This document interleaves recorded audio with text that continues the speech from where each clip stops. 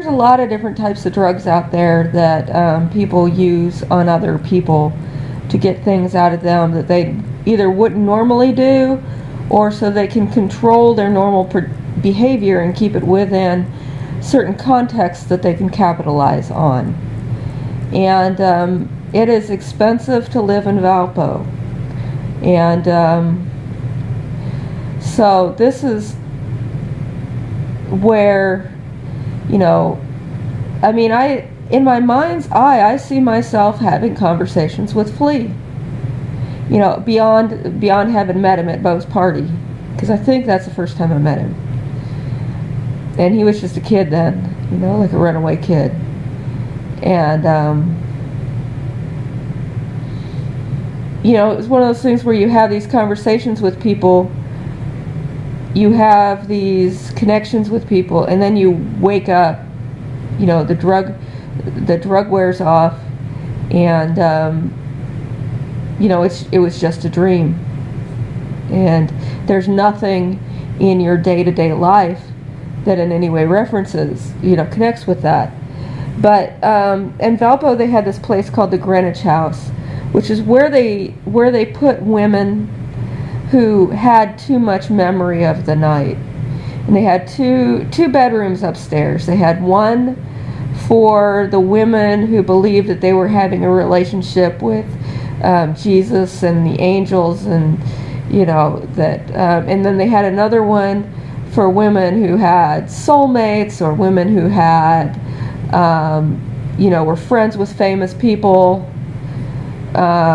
or had accidentally recognized some prominent figure in the town during the day that they're not supposed to know, and had somehow said something to somebody, I had dreams about that guy, or something like that. And every woman there also appeared to be pregnant. And I'm not saying I had, you know, but here's the thing, like, the guys didn't understand, not all the guys we were introduced to or made available to understood what the situation was. I mean, soliciting prostitution is kind of a misdemeanor. Participating in human trafficking or, you know, enslavement is a really big deal. And some of the guys that some of these girls were involved with were very much more aware of what was happening than, and some of the guys I became involved with this way were much more aware of what was happening than like Flea and anybody else who's going to end up coming to mind. And but here's the thing, you know, I never agreed to prostitution. I was just kind of slutty and having dreams, you know,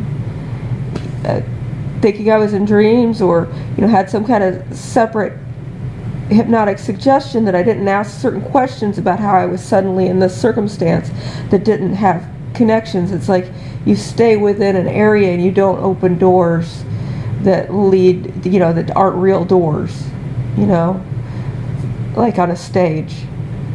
I was staged, you know, in a certain way. And at some point I taught him to be a snob, which, you know, was the end of things.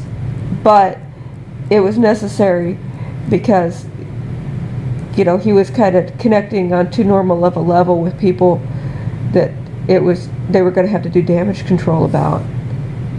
And so learning to see the lines that I had grown up around, in my time in Valpo, I had learned to see these lines, and then I taught them to him so that he could see them and stay out of trouble.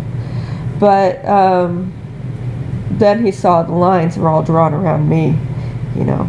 So, but yeah, that's nothing more than misdemeanor involvement on his part. And I said he was getting sold things that were available for free, and really, to be honest with you.